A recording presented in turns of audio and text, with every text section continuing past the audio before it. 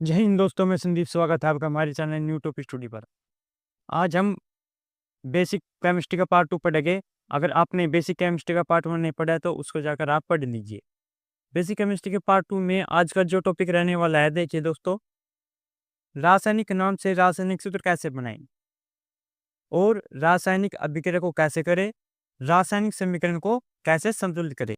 सबसे पहले मैं आपको रासायनिक नाम से रासायनिक सूत्र कैसे बनाएं इसके बारे में पढ़ाऊंगा। देख दे दोस्तों, देख लेते हैं। जैसे मैं यहाँ पर कुछ नाम लिखूंगा, रासायनिक नाम, और उनके हम रासायनिक सूत्र बनाकर दिखाएंगे आपको। देख ले, सबसे पहले मैं लिख लेता हूँ यहाँ पर calcium, calcium nitrate. Calcium nitrate का रासायनिक सूत्र 2024 के यूपी बोर्ड के प्रीवियस सीरीज में पूछ रखा है, इसलिए ये इंपॉर्टेंट है थोड़ा सा। यहाँ पर मैं और कुछ लेता हूँ, जैसे lead, lead nitrate. Lead nitrate भी नेट्रेट भी 2023 और 24 में पूछ रखा है, और देख लेते हैं।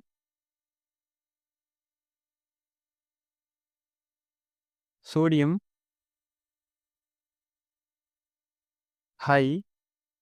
हाइड्रोक्साइड। अगर दोस्तों आपने पार्ट 1 नहीं देखा है तो आप पार्ट 1 दे सकते हैं पहले, जब भी आपके समझ में आएगा। अब देख लेते हैं यहाँ पर। और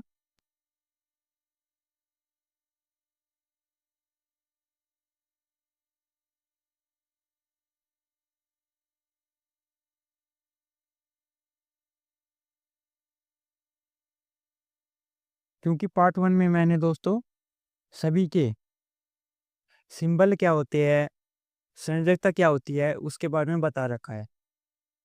अब सबसे पहले मैं आपको कैल्शियम नाइट्रेट का बनाकर दिखाता हूँ। कैल्शियम नाइट्रेट का रासायनिक सूत्र बनाने के लिए हमें कैल्शियम का सिंबल पता होना चाहिए। जो कैल्शियम का सिंबल होता है वो होता है Ca, और जो नाइट्रेट का सिंबल होता है वो है NO3। अब इसके बाद हमें इनकी संयोजकता भी पता होनी चाहिए। जो इनकी संयोजकता होती है कैल्शियम की, वो होती है +2, और जो नाइट्रेट की होती है वो होती है -1। अब इसके बाद जो नाइट्रेट की संयोजकता होती है वो चल जाएगी हमारी कैल्शियम के पास, और जो नाइट्रेट की होती है जो नाइट्रेट की होती है वो कैल्शियम के पास, और जो कैल्शियम की होती है वो चल जाएगी नाइट्रेट के पास। तुम्हारे फॉर्मूले देखिए कैसे बनेगा। सी के पास कितना गया? 1, सिर्फ 1 गया दोस्तों। यहाँ पर माइनस और प्लस को यहाँ पर कोई मतलब नहीं है। माइनस और प्लस का सिर्फ इतना सा मतलब होता है कि रासायनिक अभिक्रिया जो होती है वो सिर्फ प्लस और माइनस में होती है। ठीक है दोस्तों। अब कैल्शियम के पास 1 गया, और मैं आपको बताना चाहता हूँ कि यहाँ पर 1 का हम यूज नहीं करेंगे। मैंने पिछली वीडियो में आपको बता रखा है, क्योंकि 1 हमेशा रहता है, इसलिए सिर्फ Ca लिखेंगे। ठीक, और नाइट्रेट लिख देंगे हम NO3। और नाइट्रेट के पास कितने गए? 2 से जा चुकी है, और जिससे यहाँ पर इसके 2 ये परमाणु बन जाएंगे। CaNO3 के 2 परमाणु। ये हमारा कैल्शियम नाइट्रेट का फॉर्मूला बनकर तैयार हो चुका है, जो 2024 के प्रीवियस ईयर क्वेश्चन में पूछ रखा है। अब नेक्स्ट देखते हैं दोस्तों, लेड नाइट्रेट।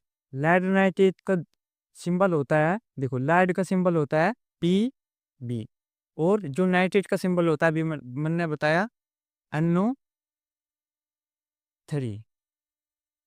अब जो लेड की संयोजकता होती है दोस्तों, लेड की संयोजकता वो होती है +2, और जो NO3 की होती है -1। अब जो नाइट्रेट की संयोजकता है वो जाएगी Pb के पास, और जो Pb की संयोजकता हो जाएगी नाइट्रेट के पास। इसी तरह ये भी यहाँ पर Pb के पास 1 गया, और हम 1 नहीं लिखा करते, और NO3 के पास 2 गया, और हमने 2 यहाँ पर लिख दिया। लेकिन दोस्तों आप ये गलती मत कर देना कि यहाँ पर 2 ऐसे लगा दे। क्यों दोस्तों? जब हम ब्रैकेट का यूज करते हैं, यहाँ पर होल का यूज करते हैं, तो ये 2 परमाणु O के पास जाते हैं और N के पास जाते हैं। कहने का मतलब है नाइट्रेट के पूरे समूह को जाते हैं। लेकिन अगर हम ब्रैकेट यूज नहीं करेंगे तो ये सिर्फ ऑक्सीजन के पास जाएगी। इसलिए आप ये ध्यान देने योग्य बात है कि आप ब्रैकेट का यूज अवश्य करें। अब सोडियम हाइड्रोक्साइड का जो सोडियम का सिंबल होता है वो होता है Na। जो सोडियम का सिंबल होता है वो होता है Na। और हाइड्रोक्साइड मैंने ये सभी मूलक, ये होते हैं हमारे मूलक, ये होते हैं मूलक, ये मूलक होते हैं हमारे, ये होते हैं तत्व। तत्व और मूलक के बारे में पार्ट 1 में बता रखा है बहुत ही अच्छी तरीके से।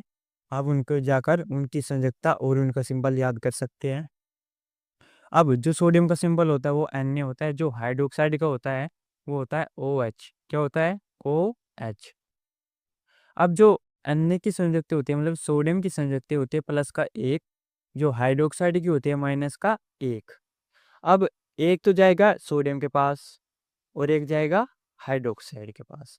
तो उसके बाद हमारा फॉर्मूला क्या बनेगा? अन्य के पास एक गया और एक हम लिखा नहीं करते हैं, और OH के पास भी एक गया और एक हम नहीं लिखा करते। तो हमारा फॉर्मूला बनकर तैयार होगा NaOH। अब ऐसे ही मैग्नीशियम सल्फेट का देख लेते हैं। जो मैग्नीशियम का सिंबल होता है दोस्तों वो होता है Mg। वो जो सल्फेट का सिंबल होता है वो होता है SO4। SO4 को सल्फेट बोलते हैं, ये भी एक प्रकार का मूलक है। मैग्नीशियम, मैग्नीशियम की संयुक्त होती है प्लस के 2, और जो सल्फेट की होती है वो होती है माइनस के 2। अब आप क्या सोचेंगे कि 2 तो दे दे मैग्नीशियम के पास, लेकिन 2 दे दे सोडियम, और सॉरी सल्फेट के पास। लेकिन ऐसा नहीं होता है। मैंने आपको पार्ट 1 में पढ़ा रखा है कि अगर अगर जो हमारी ये संयुक्त है दोनों तरफ 2 के टेबल से डिवाइड हो जाए, 2 के टेबल से डिवाइड हो जाए मतलब भाग हो जाए, तो उनको डिवाइड कर जो आंसर आएगा वह हमारी संयुक्त होगी लास्ट। जैसे कि यहाँ पे मैंने 2 से डिवाइड करा, 2 1 जा 2, यहाँ पर 2 1 जा 2, दोनों तरफ 2 से डिवाइड करने पर हमें एक एक प्राप्त हुआ। तो अब हम एक संयुक्त देंगे ना कि 2। अब कुछ बच्चे बोलेंगे ऊपर तो काटा नहीं, तो देखिए यहाँ पर अगर हम यहाँ से 2 से डिवाइड करेंगे तो यहाँ पर 1 आ जाएगा, लेकिन यहाँ पे 2 से डिवाइड नहीं होगा क्योंकि कम है। अगर दोनों तरफ 2 से डिवाइड हो तो जब भी डिवाइड करेंगे हम, अन्यथा नहीं करेंगे। अब जो एक आया वो जाएगा मैग्नीशियम के पास और एक जाएगा सल्फेट के पास। जो हमारा फॉर्मूला बनकर तैयार होगा वो हो जाएगा हमारा MgSO4। इस तरह हम वो अति आसानी से रासायनिक नाम से रासायनिक सूत्र को बना सकते हैं। आप इसका स्क्रीनशॉट ले सकते हैं, कुछ आगे और मैं बताऊंगा। लेता हूँ यहाँ पर, जैसे silver chloride, chloride,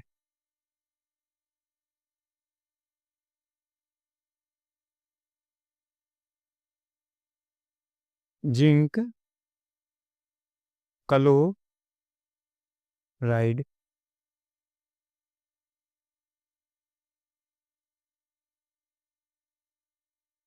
magnesium magnesium oxide,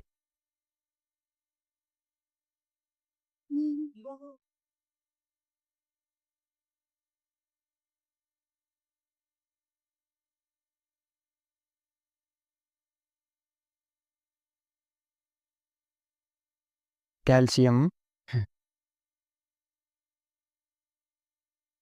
oxide,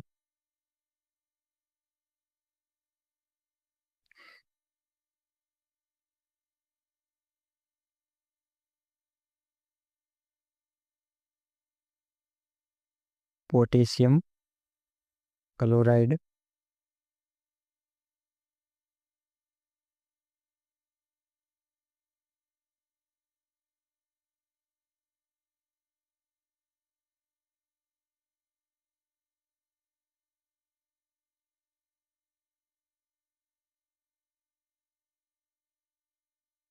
sodium oxide.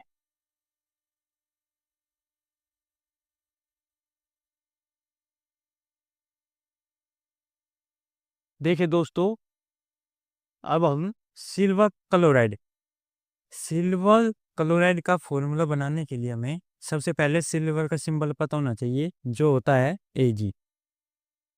और साथ में इसकी संयोजकता होती है प्लस का 1। अब जो क्लोराइड है, हमने क्लोराइड तो पढ़ा नहीं, लेकिन क्लोरीन पढ़ा है। मैंने आपको बताया था कुछ तत्व ऐसे होते हैं जिनके रासायनिक सूत्र में नाम बदल जाते हैं। जैसे क्लोरीन का क्लोराइड हो जाता है, ऑक्सीजन का ऑक्साइड हो जाता है, फ्लोरीन का फ्लोराइड हो जाता है, आयोडीन का आयोडाइड हो जाता है। इसी तरह यहाँ पर हमें क्लोरीन की संयोजकता पता होनी चाहिए और इसका सिंबल भी पता होना चाहिए। जो इसका सिंबल होता है क्लोरीन का, वो होता है Cl। और जो इसकी संयोजकता होती है होता है माइनस का 1। अब एक तो जाएगा Ag के पास और एक जाएगा Cl के पास। यहाँ पर हमारा फॉर्मूला बन जाएगा AgCl। AgCl फॉर्मूला बन जाएगा हमारा AgCl। अब देखते हैं जिंक क्लोराइड का यहाँ पर सिंबल देखो, जिंक का सिंबल होता है यहाँ पर Zn, और जो क्लोराइड का सिंबल होता है, अभी मैंने बताया क्लोरीन से बनता है क्लोराइड, और इसका लिखा गया Cl। यहाँ पर इसकी जो संयोजकता होती है जिंक की प्लस के 2, और जो क्लोरीन के होते हैं माइनस का 1। यहाँ पर Zn के पास तो एक संयोजकता जाएगी और क्लोरीन के पास 2। तो यहाँ पर हमारा फॉर्मूला बन जाएगा Zn के पास एक गया, एक लिखा नहीं करते, और यहाँ पर Cl के पास कितने गए, 2 गए दोस्तों। यहाँ पर लगा देंगे 2 परमाणु, ZnCl2। यहाँ पर नीचे आते हैं उनको बोलते हैं दोस्तों परमाणु। अच्छा, अब मैग्नीशियम का सिंबल होता है Mg, और जो ऑक्साइड का सिंबल होता है वो होता है O। अच्छा, अब मैग्नीशियम की जो संयोजकता होती है वो प्लस के 2, और जो ऑक्सीजन के होते हैं माइनस के 2। तो फिर वही हमारा इंपॉर्टेंट पॉइंट आएगा, अगर 2 के टेबल से डिवाइड हो जाए तो डिवाइड कर दो, 2 1 जा 2, 2 1 जा 2। डिवाइड दोनों तरफ होना चाहिए और 2 के टेबल से होना चाहिए, जब यही सूत्र सही माना जाएगा। अब एक जाएगा मैग्नीशियम के पास और एक जाएगा ऑक्सीजन के पास, तो फॉर्मूला बन जाएगा हमारा MgO, मैग्नीशियम ऑक्साइड। अब कैल्शियम ऑक्साइड का कैसे बनेगा, सेम प्रोसेस है दोस्तों। सबसे पहले कैल्शियम का लिखा गया कैल्शियम Ca, अच्छा, साथ में ऑक्सीजन O।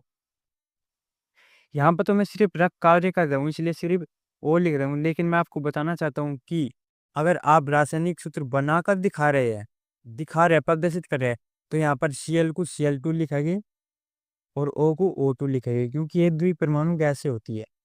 ठीक।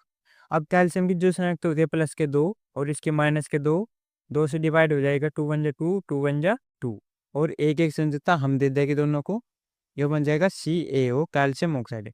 अगर आपके दोस्तों ये समझ में आ गया है, आशा है आ गया होगा, बहुत आसान तरीके से हमने बताया, तो ये आपका होमवर्क है, ये आपको अपने आप से करके कमेंट सेक्शन में कमेंट करना है और आपको बताना है कि समझ में आया या नहीं आया, और वीडियो में और सुधार क्या कर सकते हैं उसके बारे में बताइए। पोटेशियम क्लोराइड और सोडियम ऑक्साइड का आपको बताना है। पोटेशियम का सिंबल बता देता हूँ मैं, पोटेशियम का सिंबल K होता है, और क्लोराइड का भी बताया Cl, सोडियम का Na होता है, और ऑक्साइड का बोल लेंगे हम संयुक्ता। आप पिछली वीडियो में पार्ट 1 दे सकते हैं। ठीक है दोस्तों, आप इनका स्क्रीनशॉट ले लीजिए, और अब मैं आगे टॉपिक के बारे में डिस्कस करूंगा। अब देखते हैं दोस्तों रासायनिक अभिक्रिया कैसे होती है। रासायनिक अभिक्रिया को हम 2 पार्ट में डिवाइड करेंगे। यहाँ पर जैसे एक तो यहाँ पर हमने ले लिया तत्व कौन सा भी यूज कर सकते हैं आप, जैसे मैंने ले लिया यहाँ पर एग्जांपल के लिए सोडियम अगर किसी फॉर्मूला के साथ रिएक्शन करे, यहाँ पर जैसे मैंने ले लिया KCl, इसका नाम होता है सोडियम और इसका नाम होता है पोटेशियम क्लोराइड। अब इनकी किस प्रकार रिएक्शन होगी, तो यहाँ पर रिएक्शन बहुत ही आसानी से होगी। सबसे पहले आपको इनकी संयोजकता पता होनी चाहिए। जो सोडियम की संयोजकता होती है वो होती है प्लस का 1, जो पोटेशियम की होती है प्लस का 1, जो क्लोरीन की होती है माइनस का 1। अब जो हमारी प्लस की संयोजकता होती है, जिस भी तत्व की प्लस की संयोजकता होती है, वो तत्व माइनस वाले से रिएक्शन करेगा, माइनस वाले से रिएक्शन करेगा। तो हम लिख लेते हैं यहाँ पर, जैसे ए, यहाँ पर सोडियम लिख लिया मैंने, और यहाँ पर Cl लिख लिया, और इसकी संयोजकता प्लस का एक और इसकी माइनस का एक, एक सोडियम के पास जाएगा और एक क्लोरीन के पास। तो हमारा फॉर्मूला एज इट इज रहेगा, सोडियम क्लोराइड। अब साथ में जो हमारा बच गया, क्या बच गया, पोटेशियम, प्लस का निशान देकर ऐसे बाहर लिख देंगे, हमारी समीकरण हो चुकी है। दूसरा देखते हैं, जैसे मैंने ले लिया यहाँ पर Zn प्लस के H2SO4, H2SO4।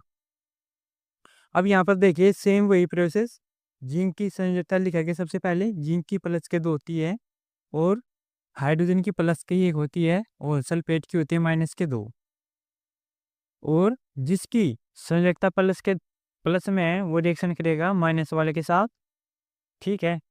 और यहाँ पर लिख लेते हैं ZnSO4, इसकी प्लस के 2, इसकी माइनस के 2। अब 2 से डिवाइड हो जाएगा, यहाँ पर 2 1 2, 2 1 2। अब एक सल्फेट को देंगे और एक Zn को देंगे, और यहाँ पर एक लिखा नहीं करते हैं, आप समझ गए होंगे यहाँ तक।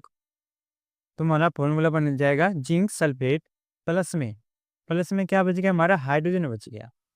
तो हम हाइड्रोजन को यहाँ पर H ऐसे नहीं लिखेंगे, तो फिर कैसे लिखेंगे सर, मैं बताता हूँ। मैंने आपको बताया था, अगर किसी रासायनिक समीकरण में हमारा हाइड्रोजन हो गया, नाइट्रोजन हो गया, ऑक्सीजन हो गया, क्लोरीन हो गया, अगर ये अकेले लिखे हो, यहाँ पर हाइड्रोजन अकेला लिखा है, तो इसको हमें 2 परमाणु देने पड़ेंगे। ये 2 परमाणु यहाँ पर दे दिए, और यहाँ पर बन गए हाइड्रोजन गैस, ये बन गए हमारी हाइड्रोजन गैस। और ये यहाँ पर सिंबल लगा दिया मैंने, जो ये तीर का निशान होता है, इसका मतलब होता है गैस का निशान, ये गैस का चिन्ह होता है दोस्तों। और यदि नीचे की ओर हो तो ये होता है अवक्षेप, अवक्षेप, आप समझ गए होंगे। नेक्स्ट देखते हैं, जैसे यहाँ पर मैंने ले लिया एक और Ca प्लस के HNO3, Ca प्लस के HNO3। तो इसकी संयोजकता यहाँ पर देखते हैं, कैल्शियम की प्लस के 2 होती है, हाइड्रोजन की प्लस का 1 होती है, नाइट्रेट की माइनस का 1। जो प्लस वाला होता है वो रिएक्शन करेगा, रिएक्शन का मतलब होता है अभिक्रिया माइनस के साथ। तो यहाँ पर कैल्शियम लिख लेते हैं, कैल्शियम के और नाइट्रेट लिख लेते हैं दोस्तों। अब जो कैल्शियम की संयोजकता होती है कितनी होती है दोस्तों, प्लस के 2, तो ये तो जाएगा नाइट्रेट के पास, और हमें ब्रैकेट लगा कर देना है, क्योंकि ये एक प्रकार का मूलक है। CaNO3 के 2 परमाणु, और जो नाइट्रेट के होते हैं माइनस के, ये जाएगा कैल्शियम के पास। अब साथ में यहाँ पर देखिए क्या बच गया, हमारा H बच गया। और अभी मैंने बताया H बचो या H2 बचे, हमेशा अगर H हाइड्रोजन अकेला लिखा है तो उसको H2 ही लिखेंगे, और साथ में गैस का निशान दे देंगे दोस्तों। यहाँ से आपके समझ में आ गए होंगे। अब हम नेक्स्ट देखेंगे, आप इनका स्क्रीनशॉट ले लीजिए। अब देखते हैं दोस्तों, जब दो रासायनिक सूत्र आपस में रिएक्ट करते हैं, देख लेते हैं यहाँ पर।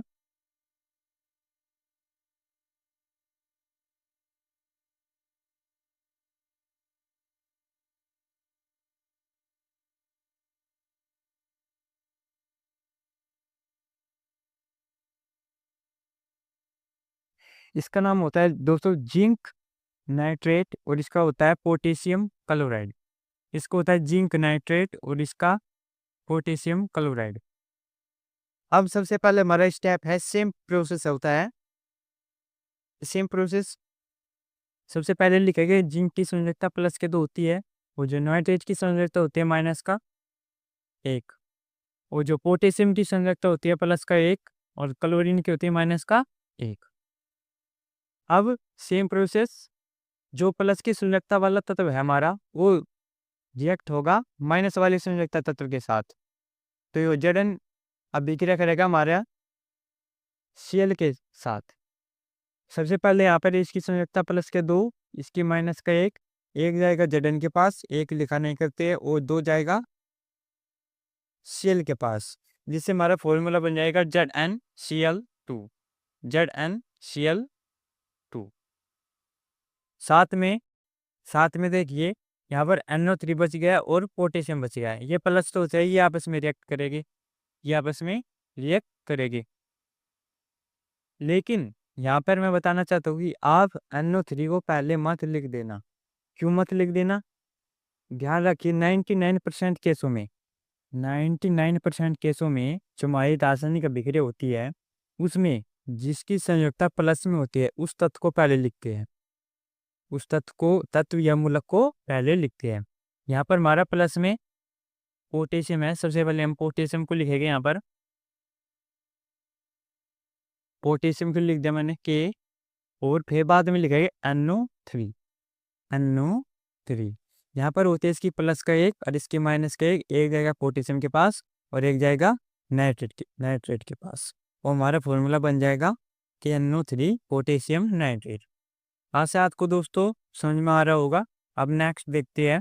जैसे यहाँ पर ले लिया मैंने MgCl2 प्लस में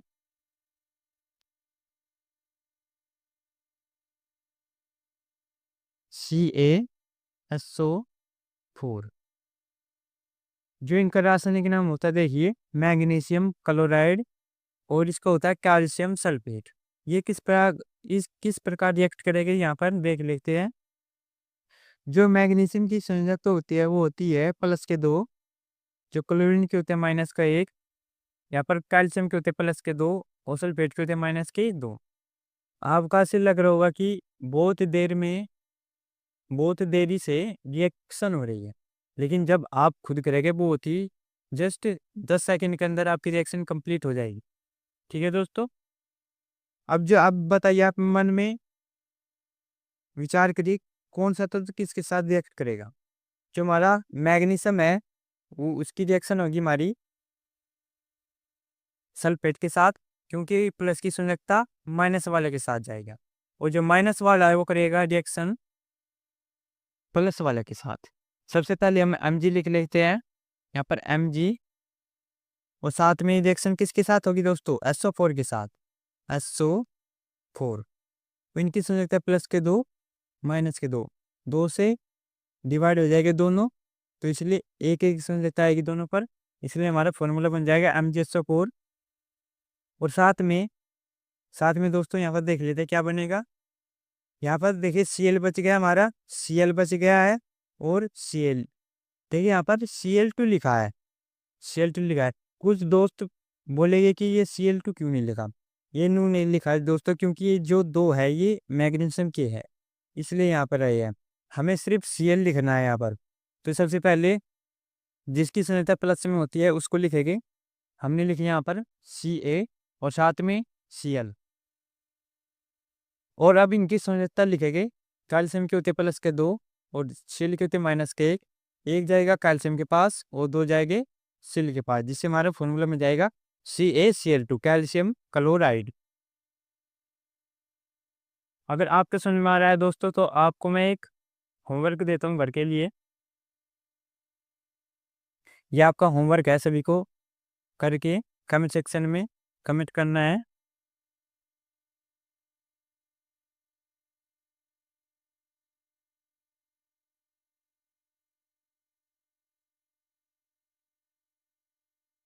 ये आज का होमवर्क है, आप इनका स्क्रीनशॉट ले लीजिए। अब आपके संतुलित कैसे करें समीकरण को वो सिखाएंगे हम। अब देखते हैं दोस्तों रासायनिक समीकरण को कैसे संतुलित करें। मैंने यहाँ पर कुछ समीकरण लिख रखी है, उनको साथ में बनाएंगे भी और संतुलित भी कैसे करेंगे। संतुलित करना क्यों आवश्यक है और कैसे करते हैं, क्या होता है, सब कुछ बारे में बताएंगे उसके। यहाँ पर देख लेते हैं। सबसे पहले अन्य की होते हैं यहाँ पर सोडियम प्लस के 1, यहाँ पर हाइड्रोजन की प्लस के 1 और क्लोरीन की माइनस के 1। जो प्लस वाला होगा वो यहाँ पर माइनस वाले के रिएक्शन करेगा और बन जाएगा हमारा NaCl। और साथ में हमारा हाइड्रोजन यहाँ पर बच गया है, तो इसको हाइड्रोजन H ऐसे न लिख रखे H2 ही लिखेंगे, क्योंकि ये एक द्विपरमाणु गैस है और साथ में गैस का यहाँ पर चिन्ह। यहाँ पर हमारी समीकरण कंप्लीट हो चुकी है, लेकिन बैलेंस नहीं हुई। बैलेंस का मतलब है जिस तत्व के परमाणु तीर के इस तरफ है उतने ही परमाणु या अणु उस तरफ होने चाहिए। यहाँ पर सबसे पहले बारी बारी से गिनते हैं। यहाँ पर सोडियम का सिर्फ एक परमाणु है, जहाँ पर कुछ नहीं लिख रहा था वहाँ पर सिर्फ एक होता है, और इस तरफ भी सोडियम का एक है। अब हाइड्रोजन के यहाँ पर सिर्फ एक है परमाणु, लेकिन यहाँ पर दो परमाणु है। तो यहाँ पर बैलेंस करने के लिए हमको यहाँ पर दो अणु की जरूरत करनी पड़ेगी। तो यहाँ पर हम 2 से मल्टीप्लाई कर देंगे।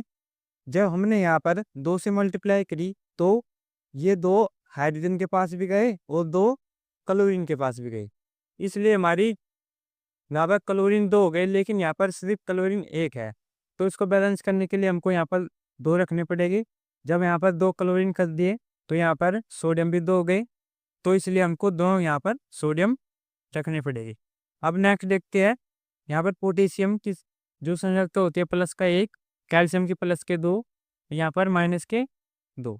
जो प्लस वाला होगा वो माइनस वाले के रिएक्शन करेगा यहाँ पर, तो बन जाएगा हमारा यहाँ पर K2SO4 प्लस जो हमारा बच गया कैल्शियम बच गया Ca। अब कुछ दोस्त बोलेंगे Ca को हम Ca2 कर दें, नहीं, क्योंकि यह तो एक द्विपरमाणु गैस थे, लेकिन हमारा जो Ca एक धातु है एक प्रकार की।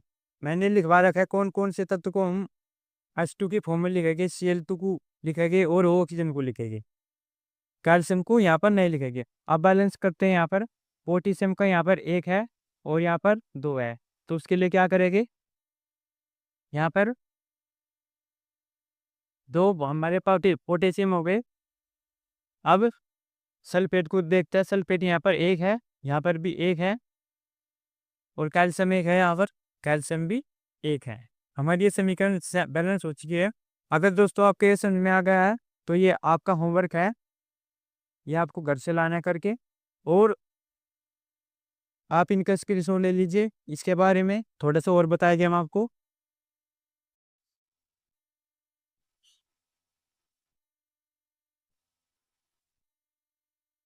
अब देखते हैं दोस्तों, यहाँ पर NaCl और CH4 किस प्रकार रिएक्ट करेंगे। सबसे पहले इनकी संरचना लिख लेता है, प्लस का 1, माइनस का 1, प्लस के 2 और माइनस के 2। जो प्लस वाला रिएक्शन करेगा माइनस वाले के साथ, यहाँ पर बन जाएगा हमारा Na2SO4। ये किस प्रकार बना मैंने आपको पहले ही बता चुका है। और यहाँ पर बन जाएगा हमारा CaCl2। अब देखते हैं यहाँ पर बैलेंस है कि हमारी समीकरण या नहीं। सबसे पहले सोडियम को यहाँ पर देखते हैं। सोडियम का एक परमाणु है, यहाँ पर है 2 परमाणु, तो यहाँ पर हमें तीर के इस तरफ यहाँ पर 2 करने पड़ेंगे, तो यहाँ पर 2 कर दिया मैंने, और हमारे सोडियम बैलेंस हो चुका है। लेकिन अगर हम यहाँ पर Cl कितने हो गए, 2, अगर उस तरफ की बात करें हम यहाँ पर 2 है, तो ये N भी बैलेंस हो गया और Cl भी बैलेंस हो गया। साथ में यहाँ पर कैल्शियम देखते हैं, कैल्शियम 1 है, यहाँ पर कैल्शियम 1 है, SO4 1 है और 1 है। ये पहली समीकरण हमारी बैलेंस हो चुकी है। अगर आपको ये समझ में आ चुका है तो आपका ये होमवर्क है, ये आपको बनाना है और करके देखना है। आज के लिए इतना ही, कल मिलेंगे, जब तक के लिए जय हिंद।